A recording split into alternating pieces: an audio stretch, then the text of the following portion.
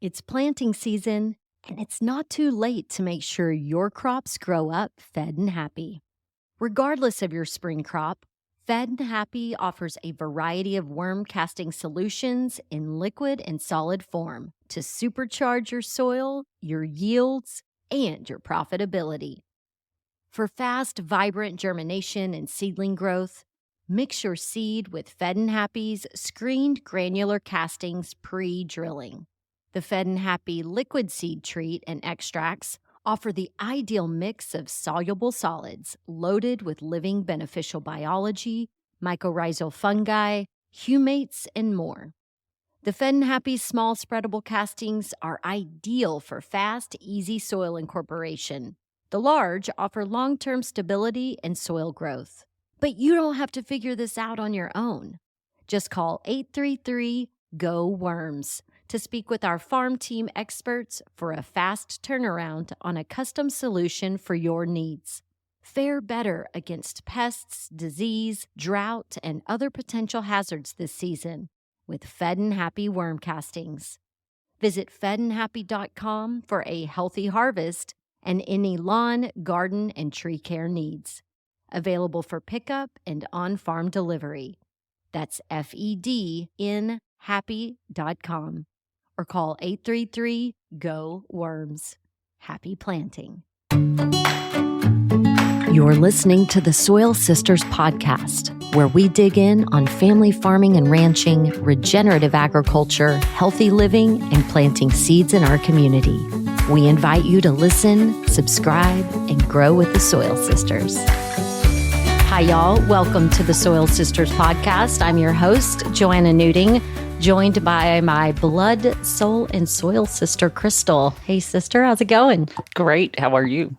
I see a grin on your face ear to ear, and that's because we just got to have a site walk with our friend and hemp consultant, Lucas Evans of E3 Agriculture. Lucas, thank you so much for sitting down with us. Thank you so much. Absolutely. Yeah, it's just as important to have y'all be interested and passionate about this. So really pleased to be here. Awesome. Yeah, so we are newbies to growing hemp. In general, really, we grew up on a ranch. Fifth generation, this has never been something that's been a part of our family's plan. You are a fifth generation farmer. We can't say we're farmers yet, but we're about to be. How did this journey come up for you? Is this something that you were just raised to be about the land, for the land? Yeah. Thanks again for the opportunity to talk about this. Any chance I get, I think it's important to tell. Grew up just outside of Austin on a family ranch or farm, actually, that you mentioned. When I was 9 years old, we started to sell off most of it because we weren't making any money doing conventional crops. And that has been the case ever since then. But just being and having fallen in love with that land and then watching it slowly get turned into houses and shopping centers and gas stations just was devastating to me. So from that point on, I'd always been looking a way to get back on the land and how do we stay on the land and stay on the land in a way that the land provides for us, not that we build a gas station or chop it up and sell it. And so went to college, got a degree in environmental science, got radicalized, kind of saw the dilemma that we found ourselves in. And it's pretty obvious if you go in any direction in the country, right? It's corn. And Taylor used to be the cotton capital, inland cotton capital of the world. And in the past 20 years, that's all been lost to Lubbock and other countries. And so we were desperate for a new crop. And that was about 2019 when I graduated and hemp became legal and didn't really know much about it and was fortunate to actually go to Germany to spend some time over there where they've had an industry for 30 years and kind of understanding all of the processes and offtakes and industries around that. And we were one of the first people to do it back in 2019 and have been trying to adopt that model here that really supports local economies, gives profit back to the farm, to the land. And hopefully if we can do that and make money, then we can stop exploiting it and building houses on it. Yeah. So when the Farm Bill passed, there were a lot of family farms, I think, that got excited about hemp, but then we didn't have the infrastructure for an industry yet. And I feel like a lot of them got burned. So when your family got started in 2019, what did that look like for you? Well, that's, day by day. And it wasn't as much a family decision as it was mine. And the family supported me in that. And I thought that was important to be an individual facing the realities of it. I think a lot of times people get a bunch of money together and they see a bunch of money and then they make money decisions. Whereas for me, it was like a personal decision and like, can I survive doing this? And if I can survive doing this, then maybe I can support other people and then eventually a community. And now I support probably 4 families. Yay. So that's very exciting. So what did that look like to go to your family with this idea? Because I did the same thing. I don't know. I'm surprised now that we're growing 80 acres based on how that started. Yeah. Like we came a long way. So what did that look like for you? Well, unfortunately, we had sold the vast majority of our farm that would have been of commercial value. So we still have the family house and 5 acres, and that's in Hutto. And, it wasn't much to put an acre in there just to see how it grew. And so that was the first year, and it grew remarkably. And it grew way beyond my expectations. And from that moment, I was like, we've got something here. Yeah. And the second you kind of feel the stalk, you feel the properties of this plant was just like, okay, I don't know how we're going to get there, but I know we will because, we do a lot more with a lot less. Yeah. So what did you do with that first acre of hemp that you grew? Well, I water redded it and processed it all by hand. So I just looked up what they've been doing for thousands of years, and that's soaking it in water. I kind of make it akin to like barbecue, slow and low, let it soak in there, and then those fibers fall off the bone. And actually, if you go check out our Instagram, Texas Hemp Processors, at Texas Hemp Processors, you can see that first harvest and how these fibers just beautifully fall off of the stalk. So you have a very durable, refined fiber, and then a wood substitute, essentially, that could be used for building or paper. I actually initially wanted to do toilet paper. I just can't stand that we cut down trees, And then they put chemicals all over the toilet paper that we wipe on our butts. Yeah, I hate that too. Totally. So, but that was to get started, and I didn't know where this was going to take me. Today, we're focused on houses, building materials, and construction. That really came to me from the industry at large. And like I said, I was looking to make toilet paper, and then somebody's like, hey, you can build a house out of this. I'm like, really? And now we've done 12 houses in the Austin area. Nice. About to started our 13th, about to start our 14th.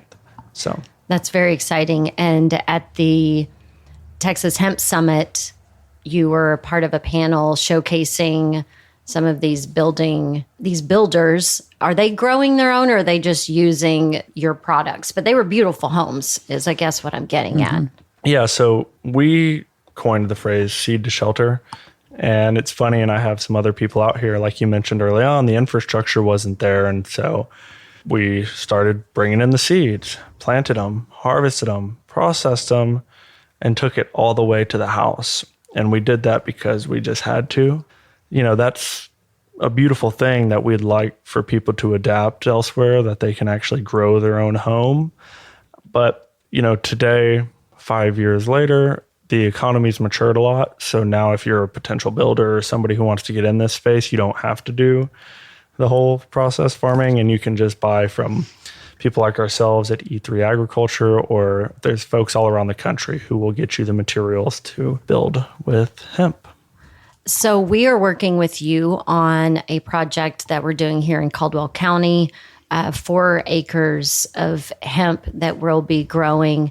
And we're working with High Plains Hemp Gen on an 80-acre plot at our family's ranch in High Plains, just below the panhandle of Texas.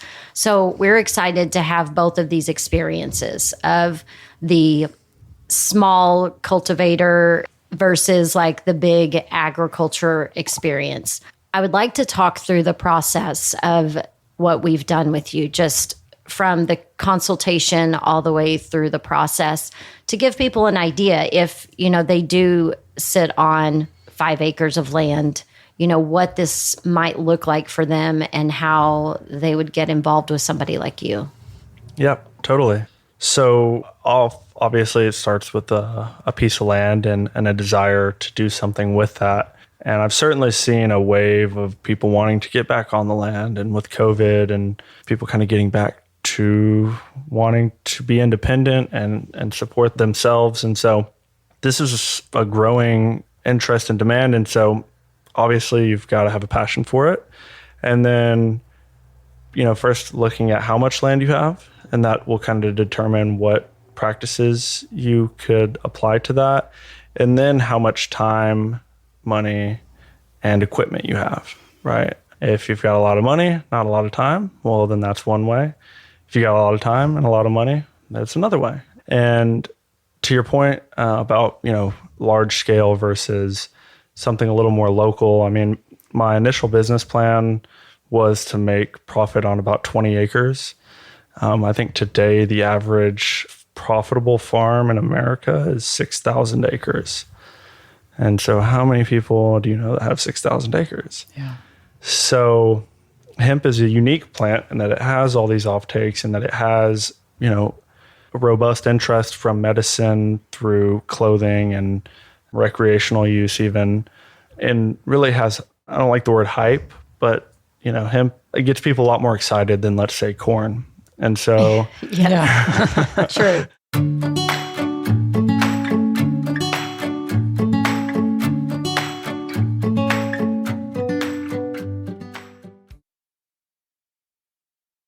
And I would like to actually interject real quick too, is that we're talking about industrial hemp. We're growing hemp that will be for fiber that will be used in clothing manufacturing out at the ranch. And then the seed that we're using here in Caldwell County will be for the seed and then the fiber that we would use for building materials.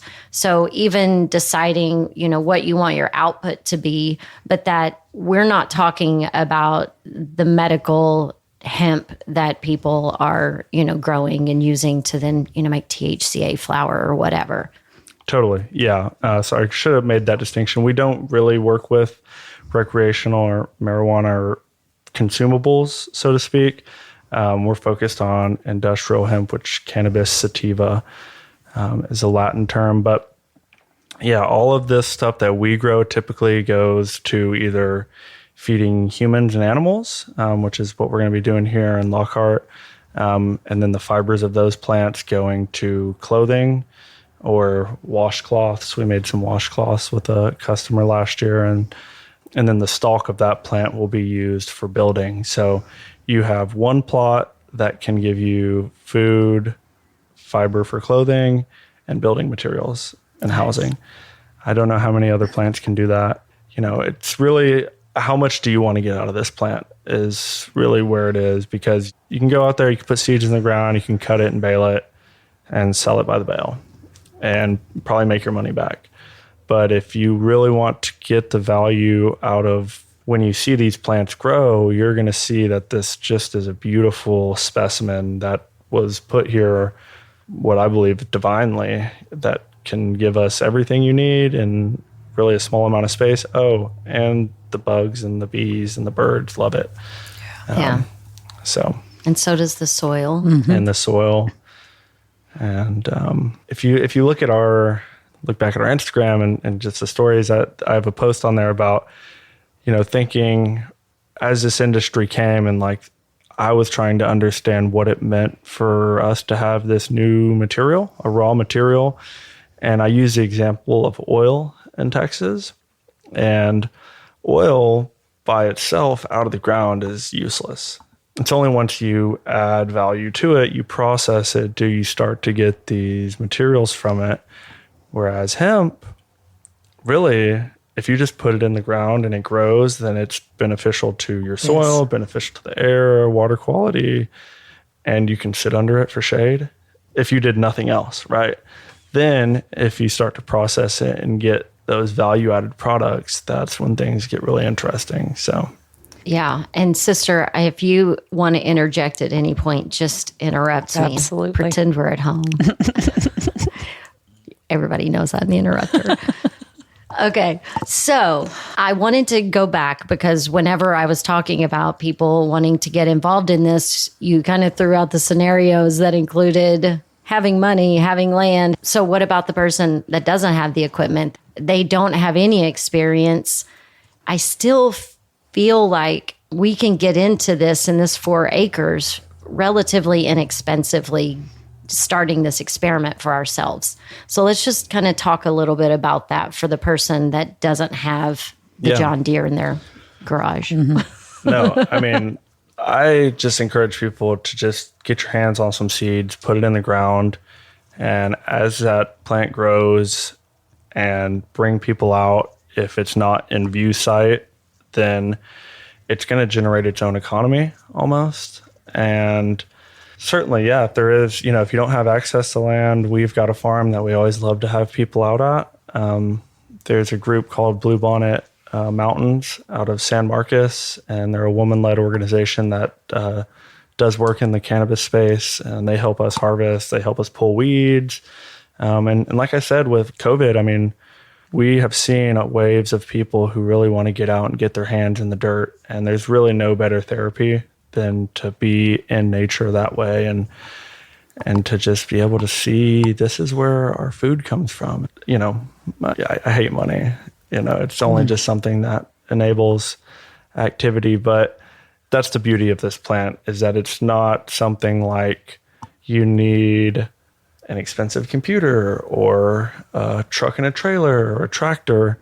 It helps, yeah, but we all know the stories of people making money on 2.5 acres, and that's without a lot of equipment. That's just seeds and a little bit of experience, and then the whole industry associated with that, from retail through processing. I think right now, if I were to encourage people to do anything, it would be to start making finished products with hemp, thinking about what you do with this fiber, what do you do with even like the micronized bioplastics, stuff like this. And we can get you the hemp, it's available, but like, let's really start to find out what we can do with this. We ran a study when we first got into this, like what would be the greatest value for industrial hemp fiber, or period, what would be the most highest value industrial hemp product? And it was carpets, hand-woven carpets. Wow. $6,000 is about what they retail, and it's only about like 45 pounds of hemp. Yeah. So you've got a loom, that's something you can do by hand. And there's a real thing where like, how much time do you spend with it kind of equates to how much money is going to come from it. And those rugs are all done by hand in Nepal. But we worked with one of my partners, Elizabeth Kish. She helped us take our hemp fiber all the way to a clean fiber with really inexpensive equipment, watched a bunch of old videos of how they used to do it in the 40s, and then got linked up with the San Antonio Weavers Guild, actually. And we were able to make washcloths with probably the first ones made in Texas in I like love that. 100 years. That's really cool. Yeah, I would like to go through and talk about all of the different products that E3 can create. Yeah. So we obviously have our raw products. So grain out of the field, that's seed for replanting or grain for food. And then you've got raw fiber that typically would be sent to somebody to finish, or like we were talking about, you can take it by yourself to make whips, just for an example. Then we have the hurd, which is the stalk of the plant. That's often used for hempcrete, animal bedding, absorbents. We really sell those as finished materials, and that's for other people to buy and process in their own business. Then we have a few finished products that we take all the way to the customer. One of those is some polymers that we use. So some adhesives, we call it free epoxy. It's plant-based resins. And then we combine that with hemp fibers to make what we call fiberglass. So that's like a fiberglass replacement. And we... Would that be like for insulation and stuff too, or fiberglass like that the car manufacturers are using? Correct, yeah. Okay. This would be more rigid. We are working on a kayak and tables, chairs, stuff like that. So, yeah. You have Lone Star Biochar on here. Mm-hmm. What is... Yeah, so, being in agriculture, we also want to get in on the input side of this. We don't want to happen what's happened with every other crop, and that is it gets swept into the industrial agricultural giant. They start genetically modifying. Every farmer I've talked to, every major farmer I've talked to is like, oh, where's the Roundup Ready hemp? Oh, God. Yikes.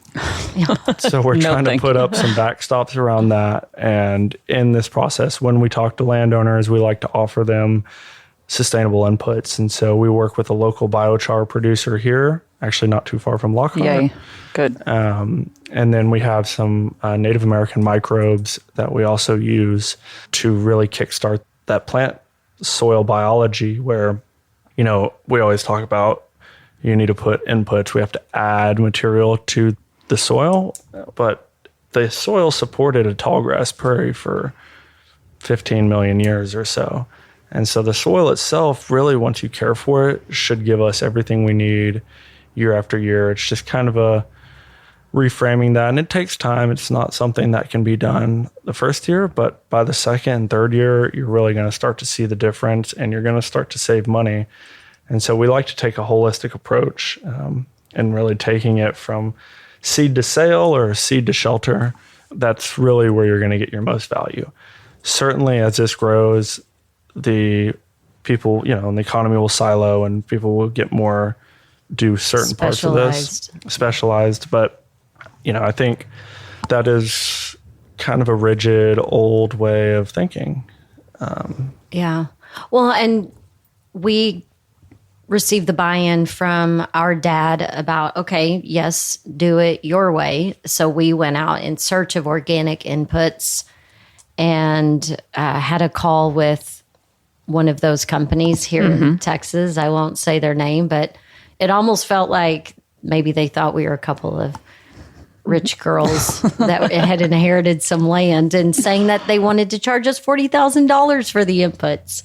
So when we talk about saving money and doing it in a conscious, regenerative manner, what are these inputs that people can get from you? Like, I feel like the prices and the things we were talking about, it's super economical. Totally.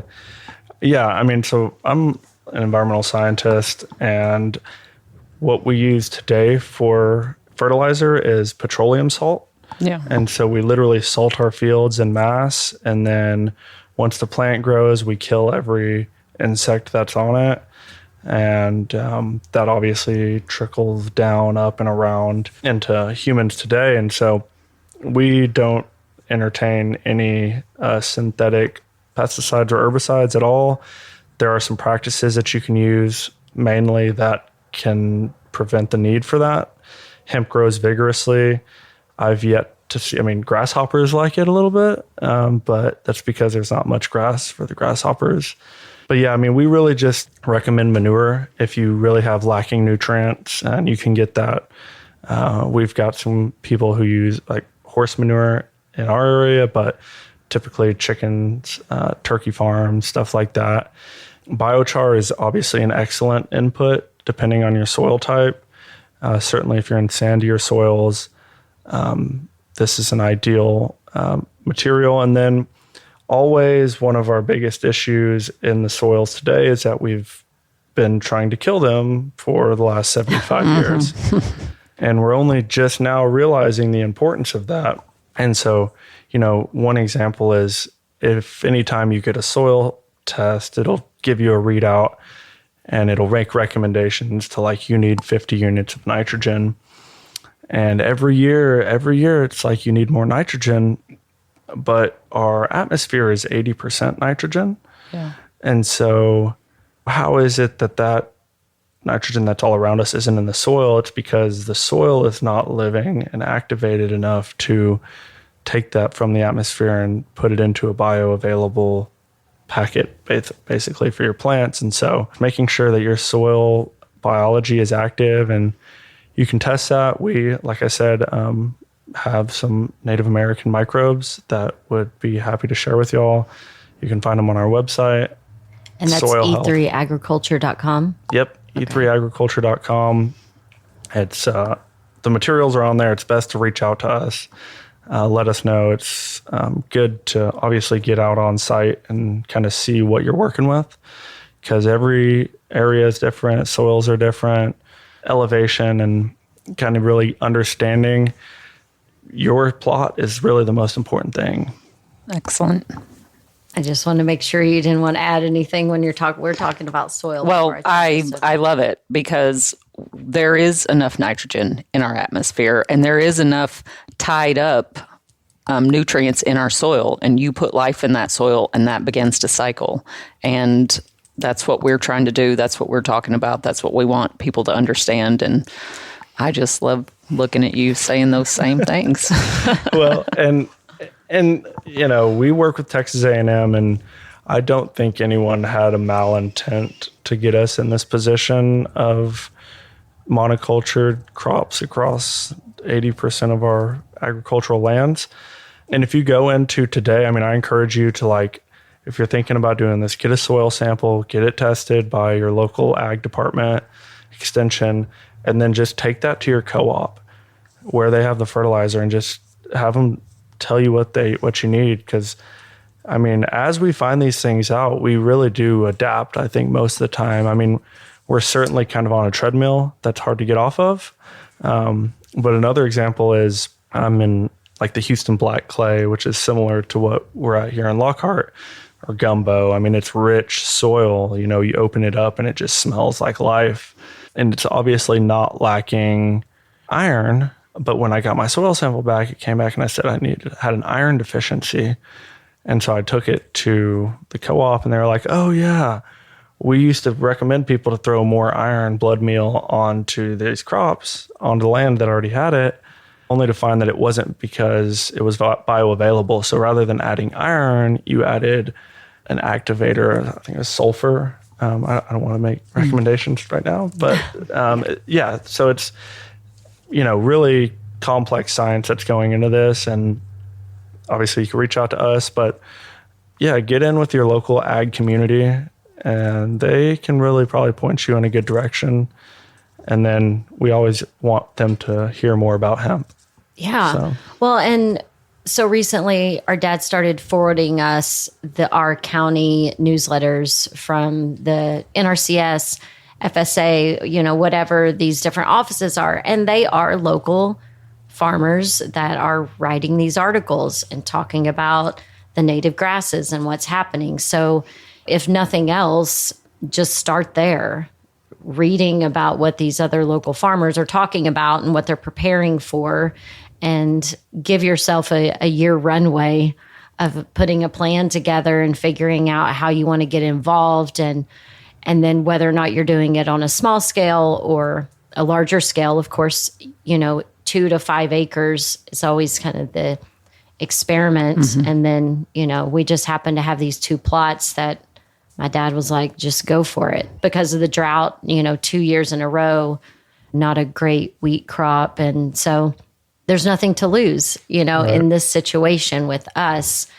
And, you know, this program with the High Plains Hemp Gen, they are providing the seed, and then there's 3 payouts along the path for the farmers, because farmers didn't want to get involved because they were feeling burned. You know, what we're talking about in these smaller plots, these may be people that are living in Lockhart. They, you know, they're in town, but you can still do this stuff. You know, you were talking about hand harvesting when it's on a small enough plot of land. In fact, I think you said 3 acres was enough to do a whole house. Yeah, that's kind of the metric that we go off of is, And obviously we're in America. We love our tractors and our heavy equipment, but still today, the majority of food and fiber and materials are harvested by hand. So we, especially in Texas, we're akin to watching this huge $1 million equipment go down the road, but you'd be surprised what you can get done by hand, or, mule or even small equipment. So I don't want to get too doom and gloom here, but when we talk about the necessity or the interest of hemp, it's not something that we want to do. It's something that we have to do. Because like I started, we sold our family farm because we were growing all the conventional crops and we were pretty good at it on some of the best land in the state of Texas. But because of, global competition of monocultured products, then you have climate change on top of that, which the last 2 years we had a devastating drought in the state of Texas. And the second year we grew was the worst drought in like 60 years. And it was our second hemp crop that we spent a bunch of money on. And it had been in a no-till field, right on, optimal lands. We didn't irrigate it. And we got like in 75% yield compared to everything else around us, which had died. And then the next year we'll actually beat the first year's drought record. And that was last year. And Williamson County actually was declared a disaster zone from the impact on farmers and farmland. They don't talk about that on the news because it's not, destructive enough, but it certainly was. And we have pictures of hemp growing green in August 15th, and your corn is broken over at 3.5 feet high, and most of that just got tilled under. And so, it wasn't an ideal crop for us, but we do all dry land and hemp grows. And that's what we're doing. Yeah. We dry farm at the ranch. I remember when we were teenagers, my dad's best friend told him we had perfect sandy loam to grow watermelons. And so then all of a sudden we're picking watermelons all summer. And I'm glad to have a less heavy crop to play with this time. But it's just like, okay, we're dry farming. This seems like let's just give hemp a shot because it's less thirsty than the alfalfa, than the cotton, and the pecans, and whatever else. Yeah, totally. And fodder for animals really is what it comes down to. Animals eat 7 times more food than humans. And what we were seeing in the Panhandle in Texas, it's necessary that we grow a plant that grows, period. So right now we have to get our seed from other countries. We're sourcing seed elsewhere. I feel like you and I are on the same plane about finding people to become seed breeders in our state. What does this path look like? How do we promote that? And how can we help be a part of that? Yeah, totally. That's really the critical piece. First, the seed, then everything else comes. And we've done this before in the state of Texas. We've introduced a bunch of crops and we've acclimated them to this region, and then we develop a specific seed that has the same traits over time. And GMO can be used in a lot of ways, but really just first getting one that grows here, period, and then having that isolated to a point where you can grow it. And it takes 7 years. That's just what it is across any board. 6 seasons or 7 seasons, really. Texas, we only get really 1 season, maybe if you get down into far South Texas, but unfortunately you can't speed up the trips around the sun. And so that's where we're at. We're on year 4. So we should be having a Texas-specific variety available next year. And then from that point, we can start to propagate that and develop our own domestic seed source. And that's really what's going to open this up to having a more consistent crop, but also just our sovereignty and food protection and supply chains and great old Texas independence. Yes. Amen. Okay, so when we talked earlier and we're talking about this Italian seed variety, and we can capture our seeds so that that's what I'm like, that's what I was going to ask. So you can't, because we have to register these seeds. Yeah. So that is like, if we're trying to do our own experiment for seeds that work for us, can we not do that because Texas A&M is doing it and it has to come through a government entity? If you don't know, we've outlawed agriculture. Clearly. In America. And that, I think, is a crime against humanity. And so be careful when you get seeds from certain sources. Make sure that they don't, there's not a thing at the bottom that says, if you were to save these seeds, we're here to sue you and whatever. What you do with them after is not really anybody's business. But ultimately, the goal is to conduct agriculture, plant husbandry, where we aren't reliant on any company or any specific lawyer approving this, right? We are able to capture our seeds, save them, plant them next year. And so really you should only need to buy seeds maybe the first time. And then from that point, that should be your first offtake. Whatever's left over, you feed to yourself and your animals. And then you plant it for next year, and you grow and you grow.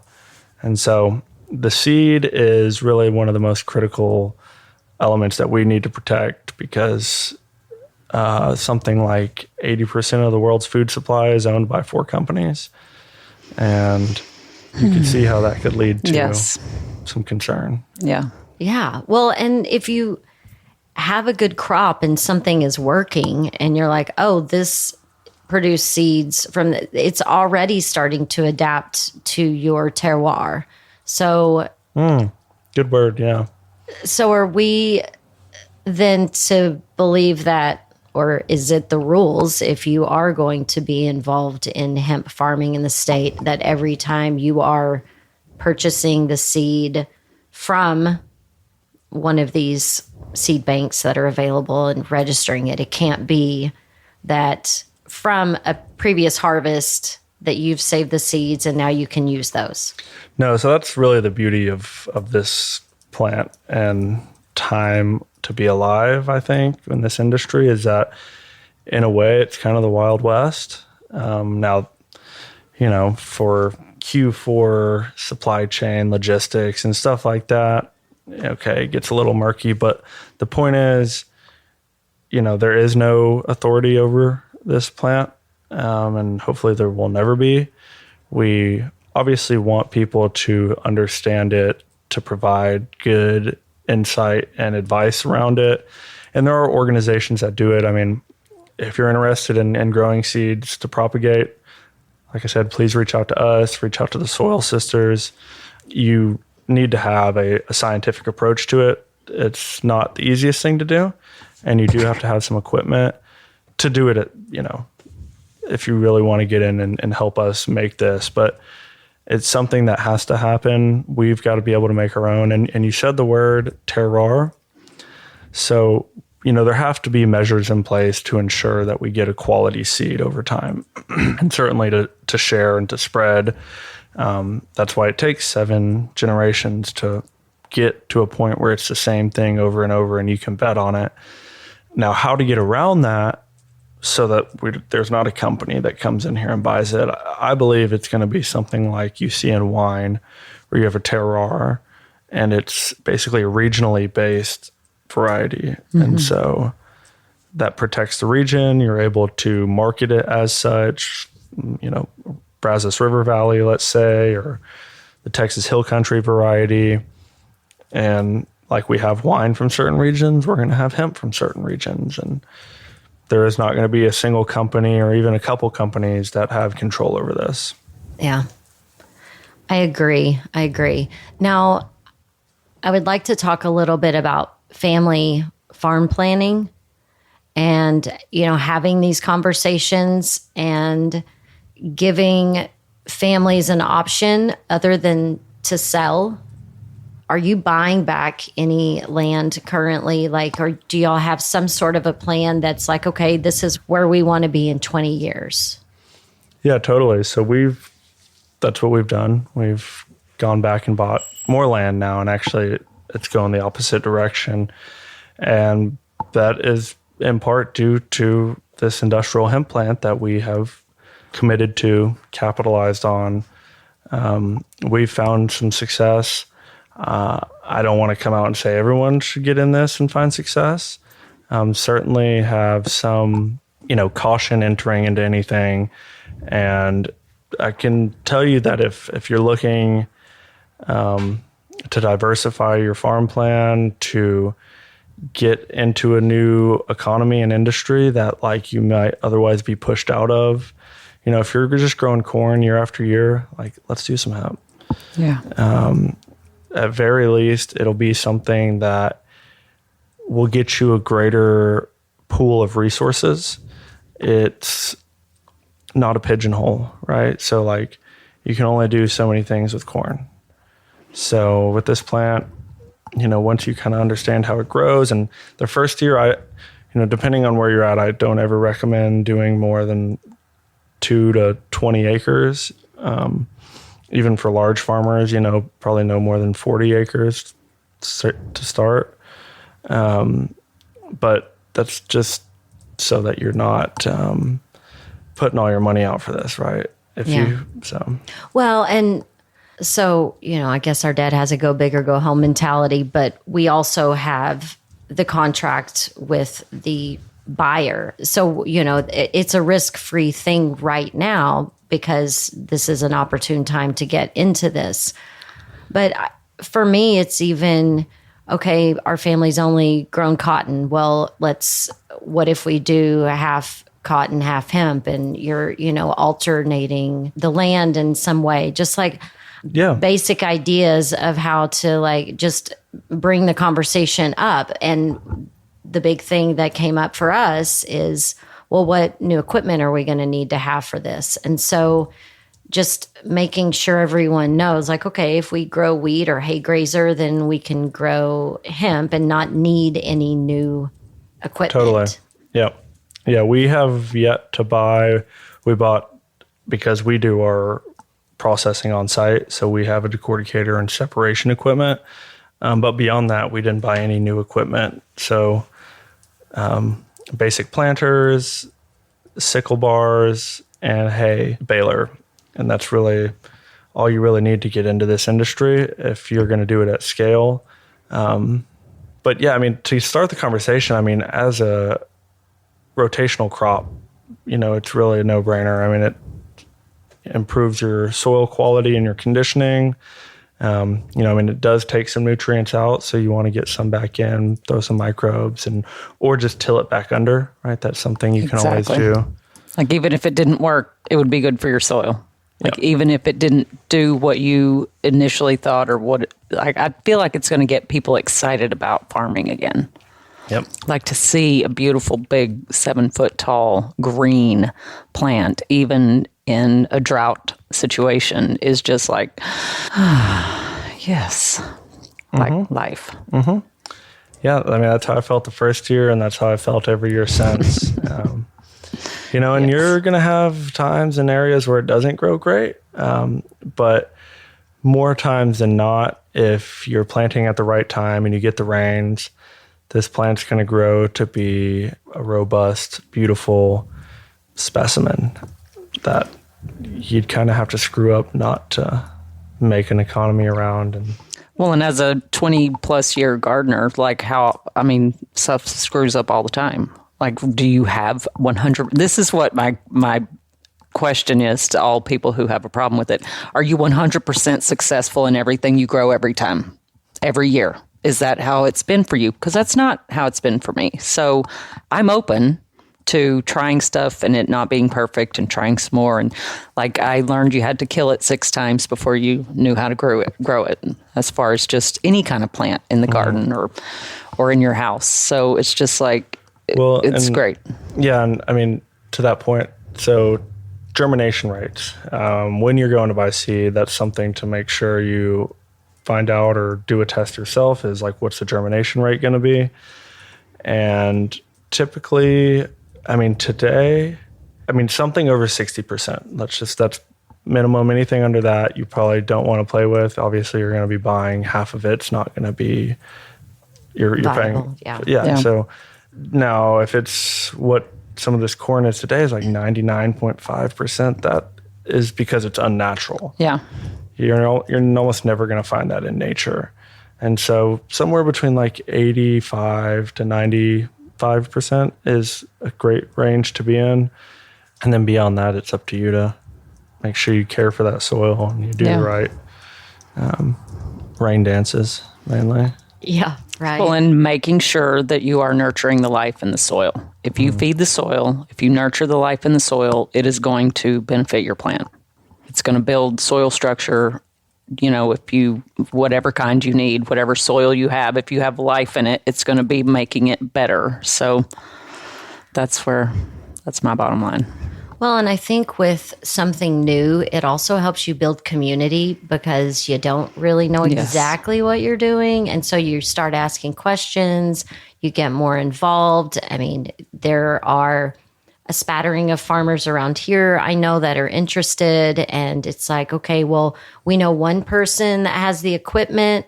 So even creating your own community co-ops around getting this done and helping each other cross the finish line. And if you don't have that community, the team at E3 Agriculture and Soil Sisters, we will help you make that community.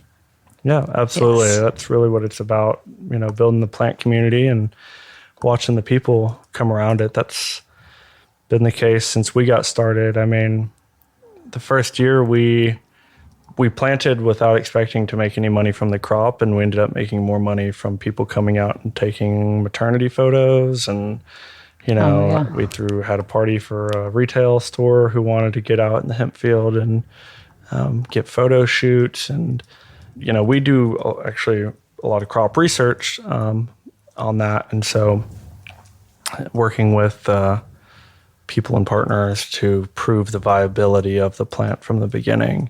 And so we, that's how you make a living in agriculture, E3 Agriculture. That's what we're doing. I got to pay myself and 6 other people, so we get pretty in the weeds, if you will. But yeah, there's a rich economy to be had here. We're just getting started on it. I encourage anybody to reach out to the Soil Sisters, check out our website, E3 Agriculture, and it's going to take more than a village. So. Yeah, right. Yeah. Well, we really appreciate your time. Is there anything that we didn't ask that's important to include before we bow out?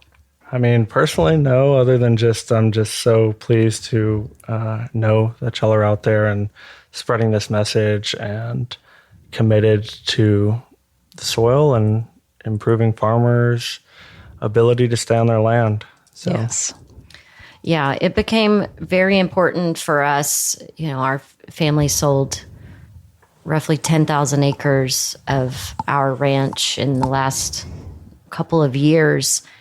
And that was something that I never thought would happen. And so it's the hero's journey. We're back and doing our part to nurture the soil and help bring our family back together in a more interesting, dynamic way where people are excited to come home and see what we're doing. And, our dad's 77 years old, and we're now having multiple calls with him a day, which, I don't call home that often. And then, of course, the other day we're on the phone like 4 or 5 times. He'd answer. I'm like, it's me again, Margaret. And he's just, so it's fun to be able to work on a project with our dad. And so hopefully this will inspire other people to get more involved in what's happening on their own family's land and not wait until there's a will and everyone's having to figure out what are we going to do with this and nobody knows. Yeah. So anyway, If you are inspired, I hope you will subscribe to the Soil Sisters podcast. Lucas, thank you for sharing your voice and your wisdom. He's an amazing hemp consultant. Again, that's e3agriculture.com. And you can follow his story from the very beginning on Instagram at Texas Hemp Processors. Thank you so much for coming. I appreciate you coming down here. Sister, as always, I appreciate you and all your knowledge and pulling this shit together that I just show up. Oh, amazing. All right. Well, I hope y'all will show up for the next one. We'll talk to you soon.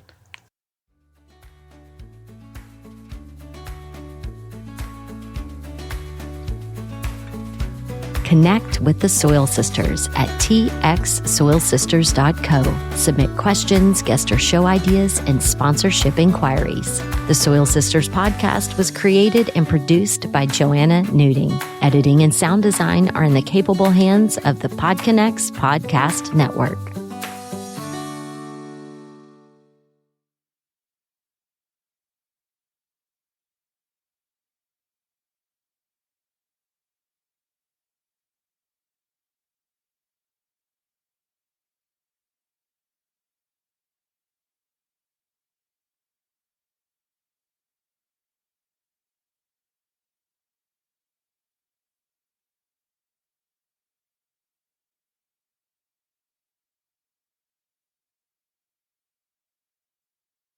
Thanks for listening to today's show. To check out more great cannabis podcasts, go to podconnects.com. Here's a preview of one of our other shows. Season 1 of Dope History is now available at dopehistory.com. Dope History weaves you through the lives of those who have been touched by cannabis or have had an influence on the events that shaped our laws or relationships with this plant. You'll hear tales from Frenchie Cannoli, Keith Strop, Eddie Lepp, Tom Alexander, Ed Rosenthal, Wolf Seagal, Jorge Cervantes, and Tommy Chong. Available now at dopehistory.com.